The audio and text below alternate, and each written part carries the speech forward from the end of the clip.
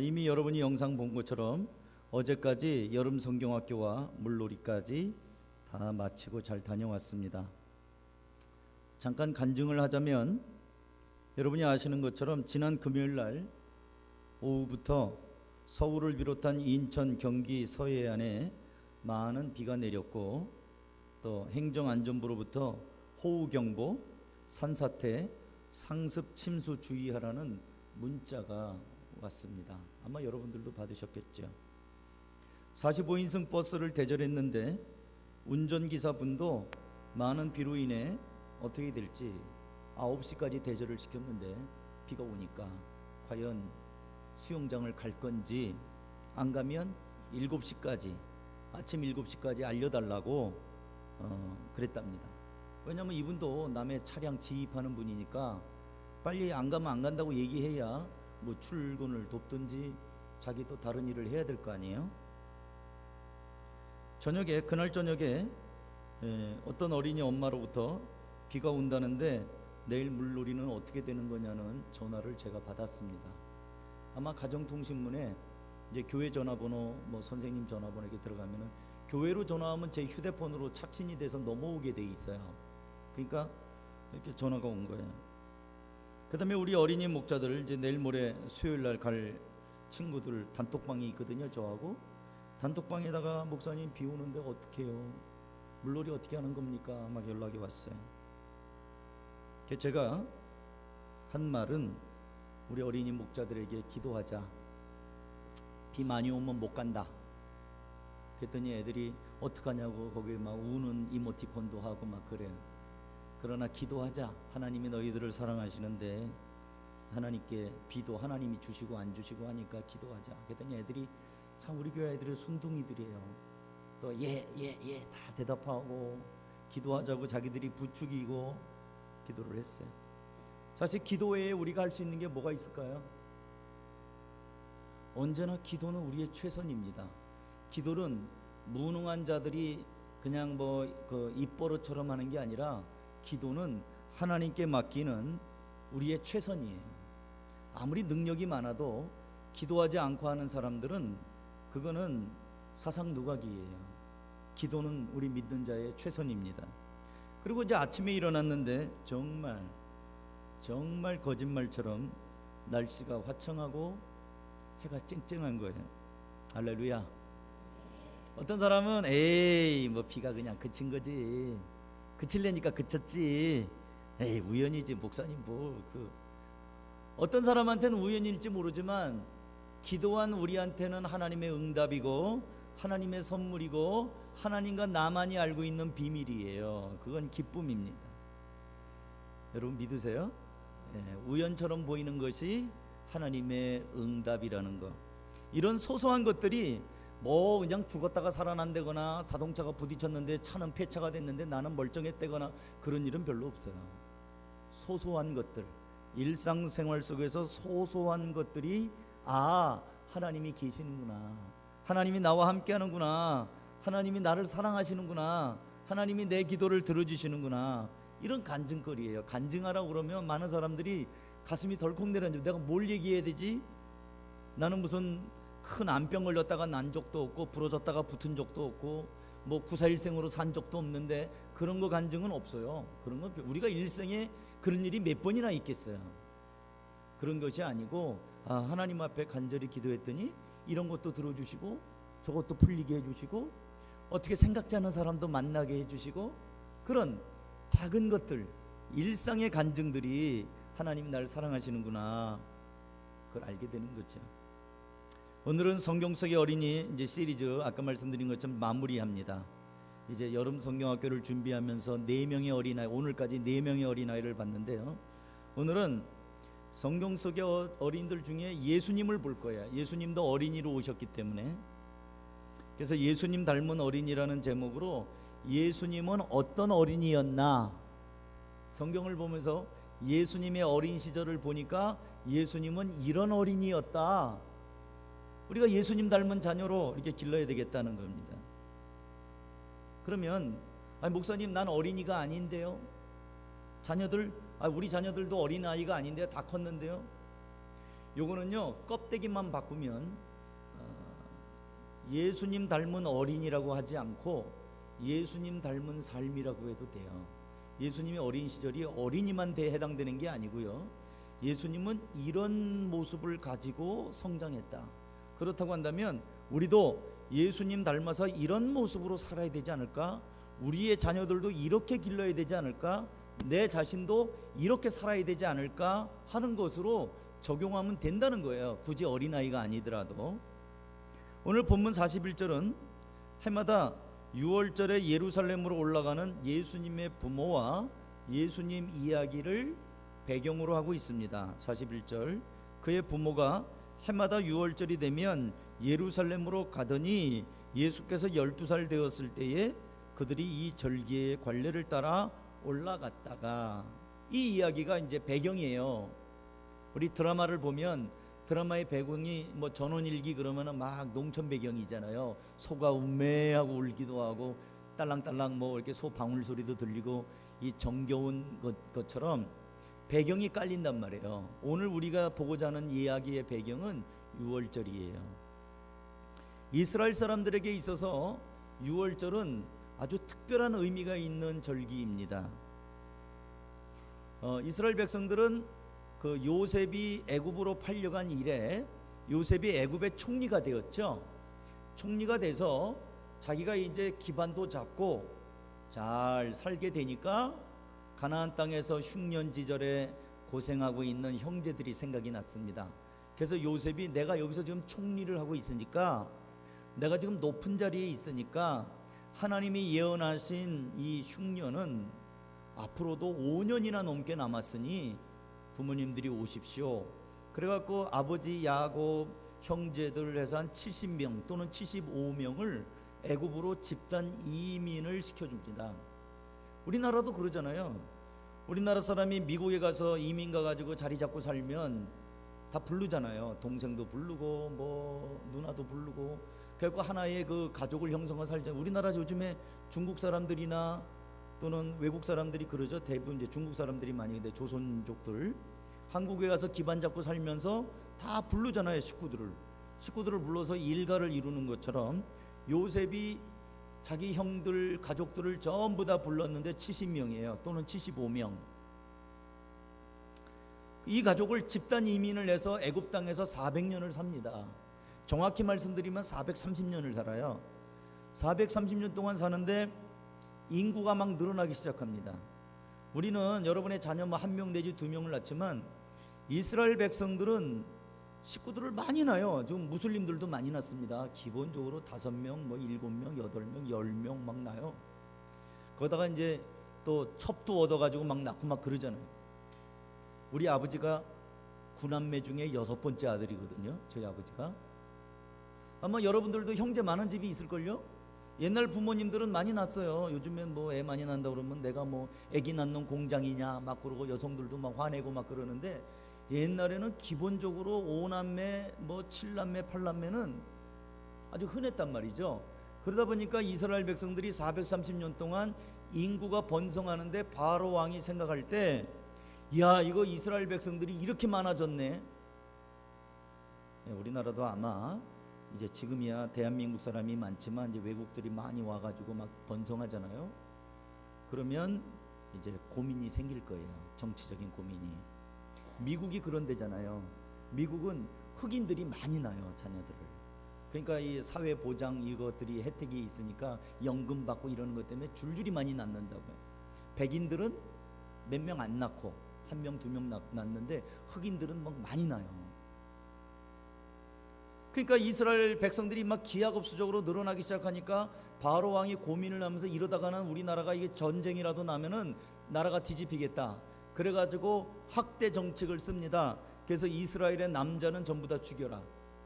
여자는 살리고, 여자는 쓸모가 있으니까 부려먹기도 하고 뭐 힘이 없잖아요, 여자는.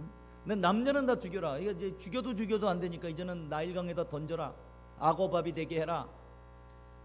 그래갖고 그냥 떼죽음을 시키는 이럴 때에 하나님이 모세를 건지셔서 이제 뭐 왕자로 키우고 뭐 이게 세월이 지나다가 이제 하나님이 모세를 통해서 이스라엘 백성들을 이제 200만 명이 넘는 사람들을 이끌고 나오게 합니다. 근데 공짜로 부려먹는 이 노예들을 왕이 놔줄 리가 없죠. 그래서 모세는 바로 왕하고 담판을 짓는데 순순히 놔주질 않습니다.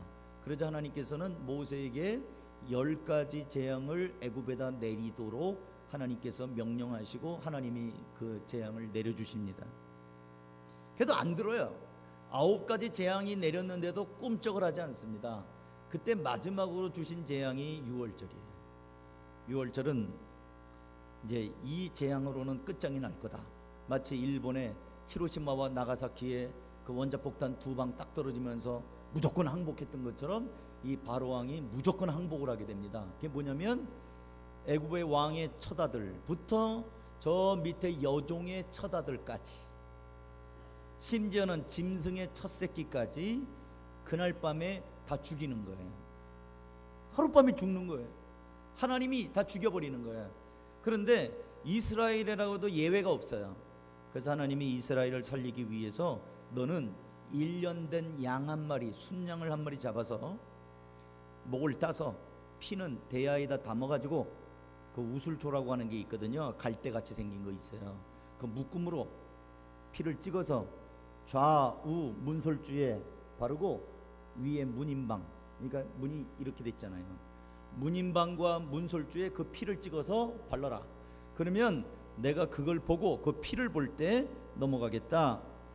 출애굽기 12장 12절이에요. 내가 그 밤에 애굽 땅에 두루다니며 사람이나 짐승을 막론하고 애굽 땅에 있는 모든 처음 난 것을 다 치고 애굽의 모든 신을 내가 심판하리니 내가 애굽 땅을 칠 때에 그 피가 너희가 사는 집에 있어서 너희를 위하여 표적이 될지라. 내가 그 피를 볼 때에 너희를 넘어가리니 재앙이 너희에게 내려 멸하지 아니하리라.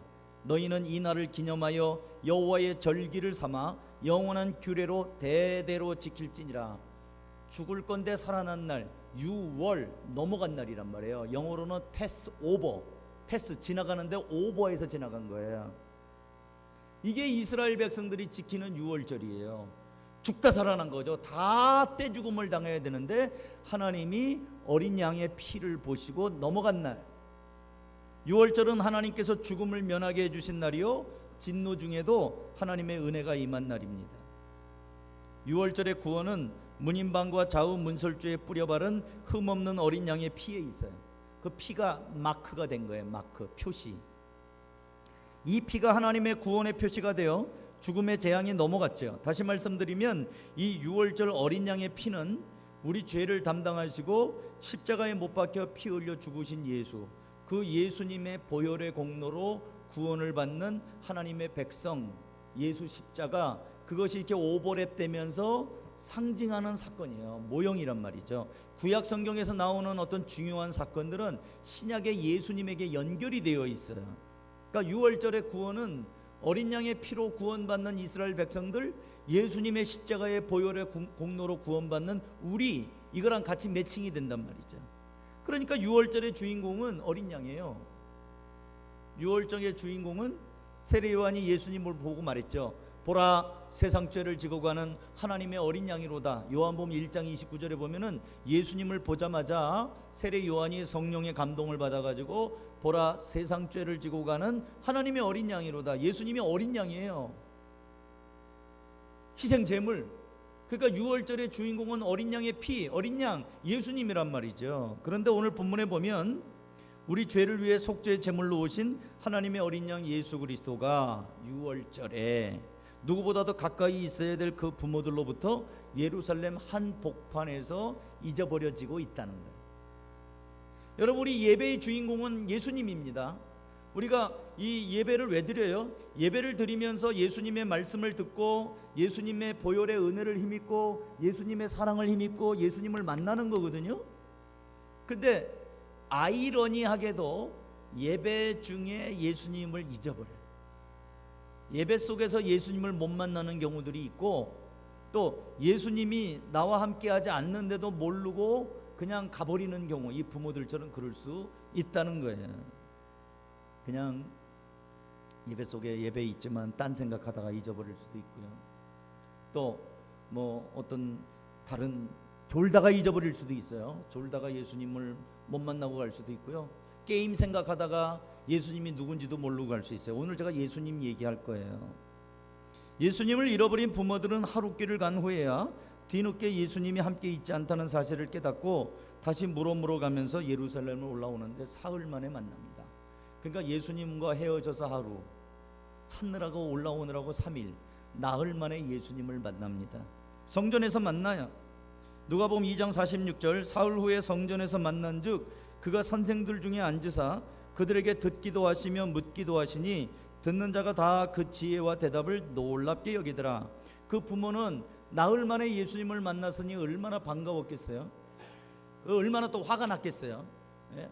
우리 자식 잊어버렸다 찾으면 한편으로는 다행이다 안도감도 되면서 한편으로는 확 또 이렇게 긴장이 풀어지면서 이놈 자식 이럴 수 있잖아요. 그러니까 부모가 이렇게 말합니다. 48절 다 같이 한번 읽어볼까요? 시작.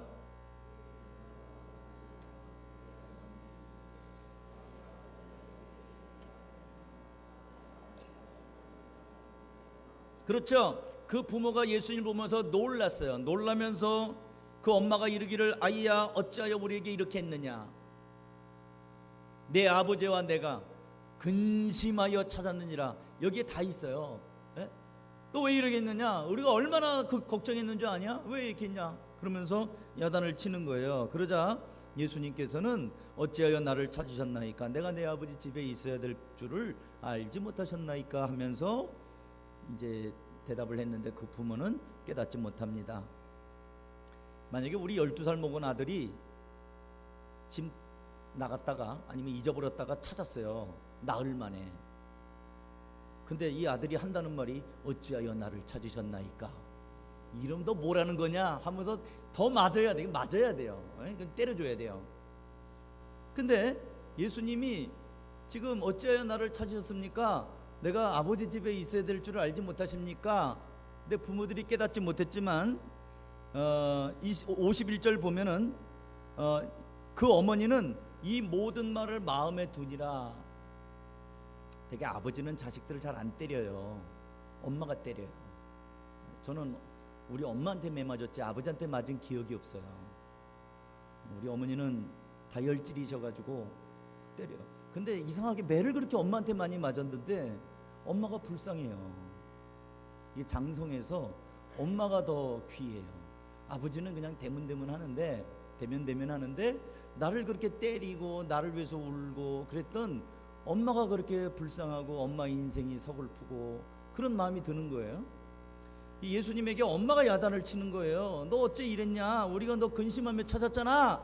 이렇게 얘기하니까 왜 날 찾으셨습니까? 그럼 맞아야 돼요. 근데 엄마는 예수님의 말을 마음에 두었대요. 왜요? 이 엄마는 천사를 만났거든요. 예수님이 임신할 때 천사 가브리엘이 너 은혜 받은 자다. 네 뱃속에 들어있는 아기는 하나님의 아들이라는 것을 옛날에 들었거든요. 예수님 12살이지만 12년 전에 임신했을 때 천사로부터 들었거든요. 그러니까 이 아이가 보통 아이가 아니라는 것을 이 마리아는 알고 있어요. 그래서 순간 까먹었던 거예요. 이게 보통 아이가 아니고 하나님의 아들로 온 거라는 것을 우리가 잊어버리고 살죠.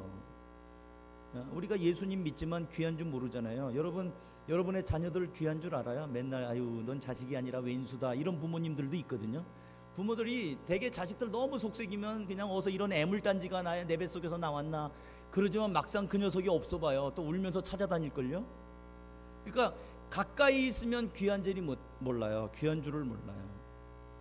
여러분 우리가 교회에서 맨날 이러고 있죠. 아마 어떤 사람이 목장에 몇 주 빠져봐요. 그러면 그냥 그 목장에서 하여튼 그 말썽을 부려도 좋으니까 좀 목장만 나와달라고 이런 마음이거든요. 이게 귀한 거는 그 사람이 없을 때 알아요. 그러니까 예수님을 이 엄마가 이렇게 그냥 기르다가 12년 전에 천사가 네 뱃속에 있는 아이가 아들을 낳으리니 이름을 예수라라. 그가 자기 백성의 죄를 구원하러 오실 자다. 그러면서 이 아들은 보통 아들이 아니고 하나님께서 보내신 아들이라는 것을 들었잖아요 이미. 그리고 잠깐 잊어버렸지만 이제 생각이 나는 거예요. 그래서 예수님의 말씀을 마음에 두는 겁니다. 그리고 이제 예수님께서는 육신의 부모가 깨닫지 못해요. 아까 보니까 내 아버지 집에 있어야 될 것을 알지 못했습니까? 그랬더니 50절에 그 부모가 그가 하신 말씀을 깨닫지 못해요. 부모가 영적으로 둔해요. 아기 예수보다, 아들 예수보다 이 부모가 영적으로 둔합니다. 그럴 수 있어요. 어린아이들이 우리 교회 나와서 예수 만나고 신앙생활을 하고 하나님의 은혜를 알지만 부모가 비신자고 부모가 믿음이 없을 수 있어요. 그럼 둔합니다. 부모가 깨닫지 못해요. 그런데 예수님이 이제 51절에 보면 함께 내려가사 나사렛에 이르러 순종하여 받드시더라 이렇게 돼 있고요. 52절에는 예수는 지혜와 키가 자라가며 하나님과 사람에게 더욱 사랑스러워 갔다. 이렇게 사랑스럽게 자라가는 예수님의 모습을 보면서 우리 자녀들도 예수님 닮은 어린이로 키워야 되겠다. 아니, 내 자체도 예수님 닮은 삶을 살아야 되겠다. 그리고 또 우리의 자녀들을 가르칠 때 교회 교육도 이렇게 해야겠다는 거예요. 그러면 뭐냐? 예수님 닮은 어린이 첫 번째는 예수님은 하나님의 말씀에 관심을 가진 어린이였어요. 하나님의 말씀에 관심이 있어요. 제가 요번에 우리 청소년 수련회 가서 아이들이 그 초성 뭐 기억 니은 디귿 뭐 이런 거 써가지고 가수 이름 알아맞히는 거, 연예인 이름 알아맞히는 거 나는 하나도 모르겠더라고요. 근데 애들이 그 초성 기억 니은 뭐 디귿 희열 이런 걸만 써놨는데도 가수 이름이 척척 나와요. 그건 뭐예요? 관심이 있는 거예요. BTS 그러면 방탄소년단 그냥 나오는 거 아니에요? 그 방탄소년단 몇 명이냐? 몇 명이에요? 인원수가 몇 명이에요? 7명? 몇 명이야? 크게 얘기해봐. 은민이가 얘기해봐. 몇 명이야? 5명이야? 7명이야. 전 7명인지도 몰랐어요. 근데 우리 어떤 아이는 방탄소년단 7명의 개인 신상을 다 알아요. 이름도 알고 그가 어떤 스타일인지 뭘 좋아하는지 어떤 음식을 좋아하는지 이런 걸 다 알더라고요. 줄줄이에요. 줄줄이. 그 다음에 게임 종류도 얼마나 많은지 몰라요. 목사님은 옛날에 나오는 갤러그밖에 몰라. 갤러그 뿅뿅뿅뿅뿅 비행기 쏘는 거 있잖아. 하나씩 놓는 거. 갤러그 때 하고 그 다음에 게임을 끊었어요. 그 언제적 얘기예요? 근데 요즘에 나오는 게임들은 뭐 도끼 들고 막 뛰어돌아다니고 칼 휘에만 막 뭐 나오고 레이저 나오고 정신없어요. 어찌나 손이 빠르든지요. 애들이 뭐 이거 하는데 정신이 없어요. 그런 집중력, 난 우리 애들이 집중력이 없다고 생각하지 않아요. 게임할 때 보면요, 대단해요. 아주 뭐 그냥 집중력이 보통이 아니에요. 그렇게 공부를 하면 우리나라에 대통령 안 나올 사람 없을 것 같아요. 그냥 집중력, 하버드 대학도 갈 수 있을 것 같아요. 집중력과 그런 것들이 애들의 관심이 없는 게 아니라 다른 데 있단 말이죠. 다른 데 관심이 있어요. 우리 어른들도 마찬가지입니다. 여러분, 예수님에게 관심이 없어요. 우리 예수님은 하나님의 말씀에 관심이 있습니다. 그래서 머물러서 그분들하고 이야기하잖아요. 말씀 선생님들하고 얘기하고 묻기도 하고. 2장 43절 그날들을 마치고 돌아갈 때에 아이 예수는 예루살렘에 머무셨더라. 46절 사흘 후에 성전에서 만난 즉 그가 선생들 중에 앉으사 그들에게 듣기도 하시며 묻기도 하시니 듣는 자가 다 그 지혜와 대답을 놀랍게 여기더라. 12살 먹은 예수님이 하나님의 말씀에 관심이 있어요. 오늘날 12살 먹은 아이들의 관심이 어디 있습니까? 요즘에 우리 아이들이 뭘 하죠? 요즘 아이들 말 잘하나요? 애들 말 못해요. 말이 조리가 없어요. 아이들 글 쓰는 거 보세요. 미안해, 너네들 뭐 들으라고 하는 얘기니까. 글을 못 써요. 글을 자기가 하고 싶은 얘기를 조리 있게 못 써요. 이번에 수련회 때 어떤 걸 느꼈니? 그러면 좋았다, 나빴다. 아니, 중학생 되고 고등학생 되면은 뭐가 어떻게 해서 좋았는지 어떻게 해서 불편했는지 줄줄이 쓸 줄 알아야 되잖아요. 그죠? 목사님 읽기 편하라고 간단하게 쓴 거죠. 네, 알겠는데, 그래서 이 학교에서는 대학생들도 마찬가지예요. 대학원생들도 마찬가지고요. 자기가 하고 싶은 말들이 논점이 없어요. 논점이 뭘 말하고자 하는 건지를 모르겠어요. 제가 학교에서 설교를 이렇게 이제 그 전공 선택 과목, 전공 필수 과목으로 이렇게 해야 할 때가 있어요. 그럼 설교를 쓰게 해갖고 제가 보거든요. 도대체가 무슨 얘기를 하고 싶은 건지를 모르겠어요. 그래서 네가 하고 싶은 말이 뭐냐? 두 마디로 얘기해봐라. 하고 싶은 얘기가 뭐냐? So what? 그래서 어쩌라고? 할 말이 이게 분명하잖아요. 그러니까 자기가 뭘 말할지 모르니까 횡설수설하는 거예요. 왜 그런 줄 아세요? 사람이 나빠서가 아니에요. 책을 안 읽어서 그래요. 책을 안 읽고요, 써보릇하지 않아서 그래요. 그리고 학교에서 논술 과목도 있고 말 잘하라고 웅변학원 있죠. 그런데 자기가 하고 싶은 말을 쓰거나 의사표현을 조리 있게 하지 못하는 이유는 책을 읽는 대신 말초신경을 자극하는 눈에 확 보이는 거, 테레비, 인터넷 게임, 스마트폰, 이것만 갖고 하다 보니까 이 생각이 없는 거예요. 생각 없이 그냥 동작이 그냥 자동 반사동으로 이 몸의 반사신경, 이 말초신경만 자극을 하는 거예요. 그러니까 이 전두엽만 발전하는 거예요. 전두엽. 생각을 해야 되는데 스마트폰 게임에 중독돼서 그래요. 여러분, 이거 안 버리면, 스마트폰을 적당히 해야 돼요. 이거 적당히 안 하면 점점 생각하는 능력, 글 쓰는 능력, 말하는 능력이 없어져 버립니다. 사람으로 하여금 생각하지 못하게 만들어요. 유대인의 교육은 질문과 대답을 하게 하는 교육이었어요. 요즘 우리나라에 그리고 교회에 새롭게 들어온 성경 공부가 뭐냐면 하브루타라는 거예요. 들어보셨어요? 하브루타.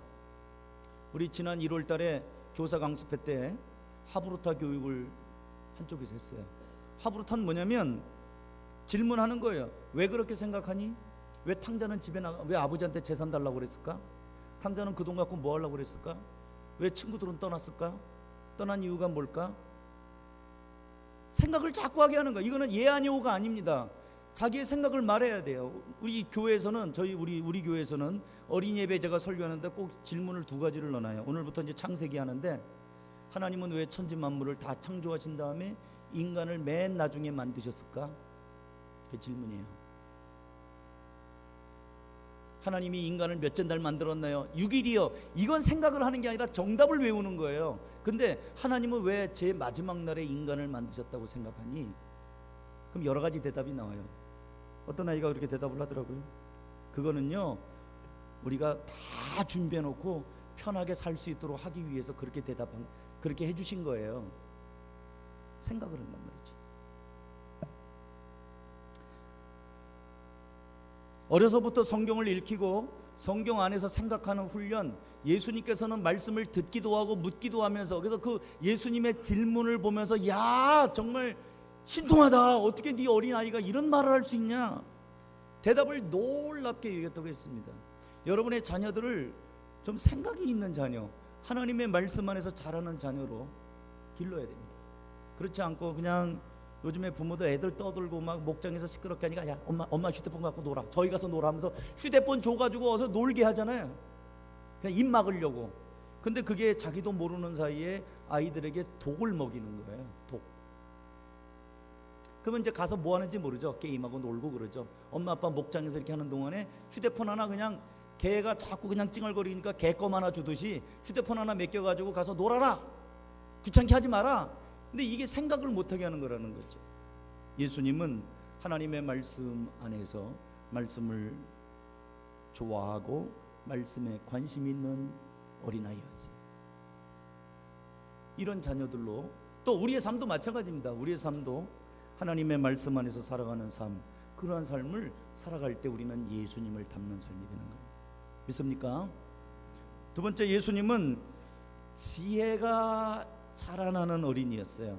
2장 52절, 예수는 지혜와 키가 자라가며 하나님과 사람에게 더욱 사랑스러워가시더라. 그동안 제가 여러 차례 말씀을 드렸는데 이 자리에서 지혜는 지식하고 달라요. 지식은 학교 수업이나 학원에서 정보를 습득함으로 얻을 수 있습니다. 학습지를 푸는 것도 지식을 얻는 거예요. 요즘 부모님들은 자녀들이 많은 지식을 얻게 하는 일에는 노력을 많이 합니다. 비용을 아끼지 않아요. 학원 보내잖아요. 또 학교 수업도 배우잖아요. 학교에서 배우죠. 방과 후 수업하죠. 또 학원 또 보내죠. 시험 때가 되면 또 하죠. 아직 어린 자녀들에게 학원을 몇 개씩 보내는 것도 모자라서 학습지도 풀게 해요. 그래서 제가 어떤 그 영상에서 보니까 이 초등학생이 밤 10시까지 매달려 있는 거예요. 10시까지. 학교 갔다 와서 학원 또 갔다 오고, 또 갔다 오면 또 뭐하고, 그 다음에 또 문제 풀고. 그래서 이렇게 많은 정보가 머리가 터질 정도로 하루 종일 아이들이 이리 돌고 저리 돌아서 정보를 많이 이제 배우고 돌아옵니다. 아이들 행복할까요? 어떻게 생각하세요? 밤 10시까지 책상에 매달려 있도록 만든 그 아이가 행복할까요? 행복지수는요, 공부 못하는 애들이 더 많아요. 공부 잘하는 애들은 공부는 잘하는데 인간미가 없고 늘 긴장돼 있고 행복하지 않아요. 제가 어린이 사역을 이렇게 하다 보면서 요즘 아이들은 참 놀 줄 몰라요. 애들 뭐하고 놀아요? 여러분들은 뭐하고 놀면서 자랐어요? 구슬치기, 딱지치기, 자치기, 깡통에다가 불러갖고 돌려갖고 지불놀이. 전 지불놀이 하다가 집갈이 태워갖고 집에서 쫓겨날 뻔한 적도 있는데, 지불놀이, 말뚝박기, 사방치기, 고무줄놀이, 공기, 제기차기, 팽이치기, 썰매타기, 이거 철사로 만들어갖고 썰매 만들어 썰매타기, 이런 거 없어졌잖아요. 애들 뭐하고 놀죠? 스마트폰 이따가 보세요. 그런가 점심 먹다가 한번 교회 와보세요. 와이파이 돼요? 그래갖고 이 구석 저 구석에서 애들 그냥 완전히 좀비들 같이 다 이렇게 있어요. 이렇게. 그거 외에는 놀 게 없어요. 이거는 혼자 하는 거예요. 혼자. 골방에 들어가서도 혼자예요. 어울려 노는 게 없어요. 같이 뛰어다니는 게 없어요. 그래서 강남에는 일주일에 1시간 놀아주는데, 집에 와서 게임하고 놀아주는데 100만 원이에요. 그런 알바도 있어요. 강남에 일주일에 1시간, 한 달에 4시간 같이 놀아주는데 100만 원이에요. 휴대폰이 없으면 정전이 돼서 사방이 깜깜한 것처럼 뭘 할 줄을 몰라요. 할 줄을 몰라요. 어떤 사람이 스마트폰 하나만 가지고 여행을 갔는데 스마트폰이 방전이 됐대요. 외국에서. 아무것도 못하는 거예요. 이거 뭐 어플이 있어야지. 뭐 지금 외국에 왔는데 이거 어디 뭐 예약도 어떻게 되는지, 길은 어떻게 되는지 다 스마트폰에 있잖아요. 여기. 그러니까 외국에서 스마트폰 하나 믿고 갔는데 그게 딱 방전이 돼 버리니까 어떻게 할 줄을 몰라갖고 안절부절하는 거예요. 비행기표 예약도 여기 있지, 뭐 다 여기 있는 거예요. 은행도 여기 있고. 나도 모르는 사이에 스마트폰에 노예가 돼 있습니다. 지혜는 공부해서 이론으로 아는 것이 아니라 주로 보고 듣고 경험함으로 얻는 거예요. 자녀들이 어린 시절에 좋은 경험을 갖도록 해주는 건 매우 중요합니다. 이게 부모가 만들어줘야 돼요.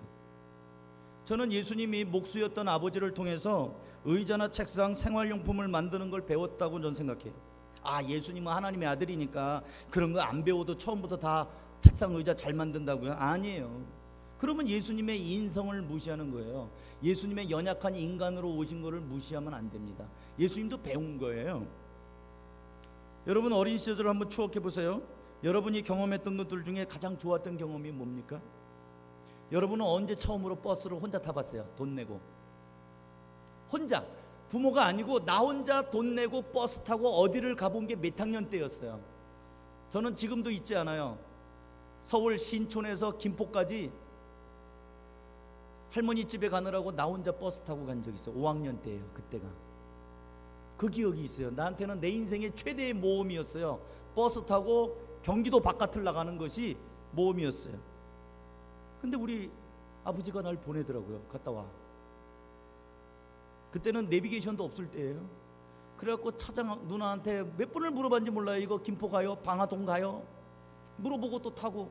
물론 써줬어요. 아버지가. 야, 몇 번 버스 타고 어디서 내려서 몇 번 타고 가라. 쪽지 하나 들고 이렇게 가는데 얼마나 떨리든지.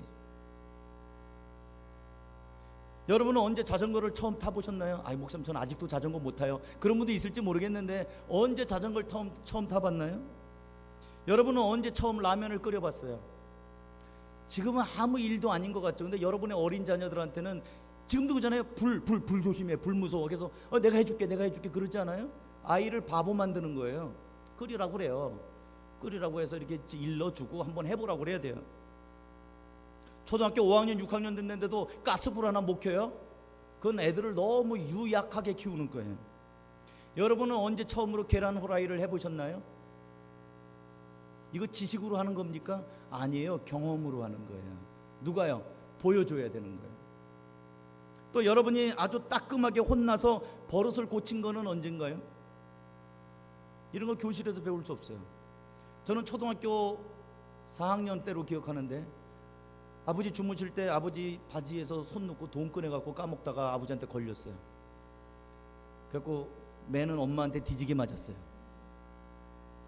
어찌나 많이 맞았든지 어딜 아버지 주머니에서 손 넣어가지고, 우리 아버지는 그 신경도 안 썼어요. 돈 얼마 빠져나갔는지도 모르고. 엄마한테 뒤지게 맞은 다음에 지금 남의 주머니에 손 넣는 거 안 합니다.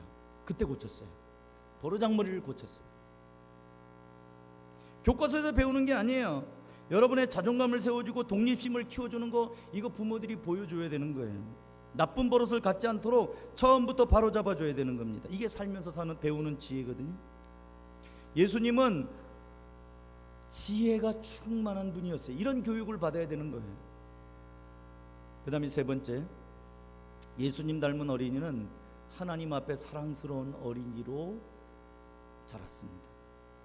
누가복음 2장 52절 다시 읽어드립니다. 예수는 지혜와 키가 자라가며 하나님과 사람에게 더욱 사랑스러워 가시더라. 이렇게 말씀을 드리면, 아니 목사님, 예수님은 하나님과 사람에게도 사랑스러웠지 않냐? 사람에게도 이렇게, 하나님과 사람 아니에요. 하나님 앞에 사랑스러워지면 사람한테는 저절로 사랑스러워집니다. 우선순위예요. 사람에게 사랑받으려고 사람 눈치 보고 사람 비위 맞추면은요, 아무짝에도 못 쓰게 돼요. 하나님으로부터도 사랑받지 못하고 사람한테도 사랑받지 못합니다. 그러나 성경에 기록된 많은 어린이들을 보십시오. 뜻을 정하여 하나님을 기쁘시게 하려고 하다 보니까 하나님께서는 사랑하실 뿐만 아니라 그를 인정하고 사람들 가운데 높여주는 거예요. 사랑하는 성도 여러분, 여러분의 자녀를 하나님께 우선순위로 두고 사는 분명한 가치관이 있는 자녀로 기르시기를 바랍니다. 어린 다니엘이 뜻을 정하여 왕의 기름진 음식을 거절했을 때 다니엘만 안 먹은 게 아니에요. 자, 볼게요. 다니엘서 1장 13절, 당신 앞에서 우리의 얼굴과 왕의 음식을 먹는 소년들의 얼굴을 비교하여 보아서 당신이 보는 대로 종들에게 행하소서 하며, 그가 그들의 말을 따라 열흘 동안 시험하더니 열흘 후에 그들의 얼굴이 더욱 아름답고 살이 더욱 윤택하여 왕의 음식을 먹는 다른 소년들보다 더 좋아 보인지라. 그 당시에요, 똑같은 어린이들인데, 어린 소년들인데 왕의 음식을 그냥 생각 없이 먹는 애들이 있었다고요. 그 중에서 다니엘은 뜻을 정하여 안 먹은 거예요. 우선순위를 하나님께로 두고 살았는데 그렇지 않고 살아가는 애들이 많았어요. 그냥 왕이 주는 음식을 그냥 좋다고 먹었단 말이죠. 근데 그런 가운데서도 아니야, 나는 뜻을 정해서 더럽히지 않을 거야 하고 왕의 음식을 먹지 않고 채식을 먹었던 다니엘이 있더라는 거죠. 이게 우선순위예요. 하나님이 다니엘을 사랑하시는 거예요. 이 세상의 모든 아이를 사랑하는 게 아니에요. 뜻을 정한 아이, 하나님 앞에 우선순위를 둔 사람, 그 사람을 사랑하는 거예요. 우선순위는요, 선택하는 겁니다. 저절로 되는 게 아니에요. 우선순위는 이렇게 놓여졌을 때 내가 짚는 거예요. 여러분, 돌 때 되면은, 요즘에도 그거 하는 건지 잘 모르겠는데 가본 지가 오래돼서, 돌 때 되면 애들 앞에 쭉 펼쳐 놓잖아요. 뭐 연필, 실, 뭐 돈, 뭐 쌀, 뭐 이런 거 놓잖아요. 그래서 부모들이 이 아이가 앞으로 어떻게 될 것인가, 그거 다 미신인데, 연필 잡으면 어이구 이놈 공부 잘하게 생겼네, 뭐 실 잡으면 오래 살겠네, 뭐 돈 잡으면 부자 되겠네. 그러니까 부모들이 덕담을 하지 않습니까? 우선순위가 그런 거예요. 우선순위는 선택하는 거예요. 하나님이 있고 세상이 있고 이런 것들이 있을 때 선택하는 거예요. 근데 이 선택을 그 아이들이 할 수 있도록 옆에서 영향을 주는 건 부모들이에요. 부모가 가치관을 심어주고 정말 하나님이 기뻐하는 삶을 살도록 해야 되는 것이죠. 예수님은 3년간의 공생애를 사실 때도 늘 하나님과 교제하는 것을 우선순위로 두고 살았어요. 3년 동안 그 많은 일들을 하면서 한치도 어긋남이 없이 살았던 것은 우선순위를 하나님께 두고 살았기 때문입니다. 말씀을 마무리합니다. 우리 한가족교회 성도들이 이제 성경 속의 어린이 시를 쭉 좀 봤는데, 오늘은 이제 마지막으로 예수님을 지금 우리가 초점을 봤는데요. 예수님은 하나님의 말씀에 관심을 둔 어린이로 성장했습니다. 그리고 예수님께서는 지혜가 충만한 아이로 자랐어요. 지식이 아니고 지혜.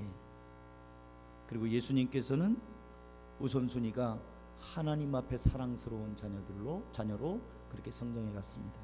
이거는 어린이의 적용해도 되고요, 우리의 삶에도 분명히 적용이 되는 것입니다. 바라기는 그렇게 우리가 이제 이 어린이 여름 성경학교나 이 다음 세대 교육을 한 이때에 맞춰서 생각해 본 것을 계기로 해서 그렇게 하나님이 보실 때에 인정하는 하나님 앞과 사람 앞에 사랑스러운 성도들이 될 수 있기를 주님의 이름으로 축복합니다. 기도하겠습니다. 하나님 아버지 감사합니다.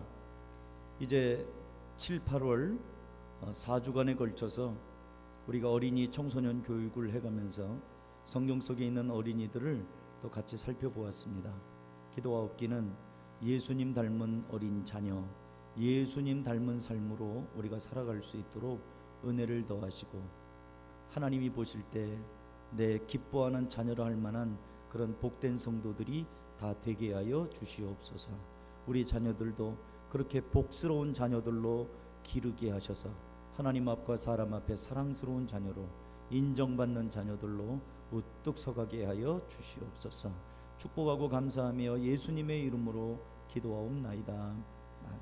우리 모두 일어나셔서 이 믿음 더욱 굳세라 찬양합니다.